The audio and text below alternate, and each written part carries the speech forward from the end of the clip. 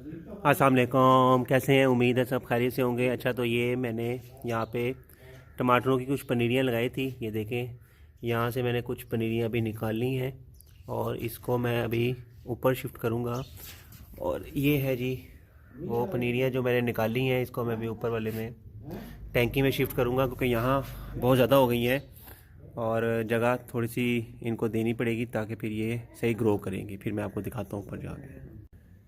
ये मैंने कुछ अभी खड्डे किए हैं और यहाँ पे जो मैं नीचे से कुछ पनीरियाँ लेके आया हूँ टमाटर की, जो लेट लगाई हैं वो अब यहाँ पे लगाऊंगा।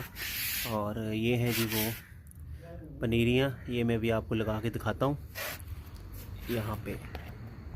ये जी मैंने अभी नीचे से जो मैंने अभी आप लोगों को दिखाया है, ये मैंने अभी शिफ्ट किए हैं और अभी इनको लगाया है मैंने, क्योंकि अब इनको शिफ्ट किया तभी ये फिर ज़्यादा ग्रो करेंगे। तो इस तरह ही आप लोग अगर पनीरों को शिफ्ट करेंगे तो आपका टमाटर ग्रो होगा। ये कुछ पहले वाला टमाटर लगा हुआ है जो आहिस्ता आहिस्ता तैयार हो रहा है। तो इंशाल्लाह फिर नेक्स्ट वीलॉग में मुलाकात करेंगे। तब तक के लिए अल्लाह हाफिज़।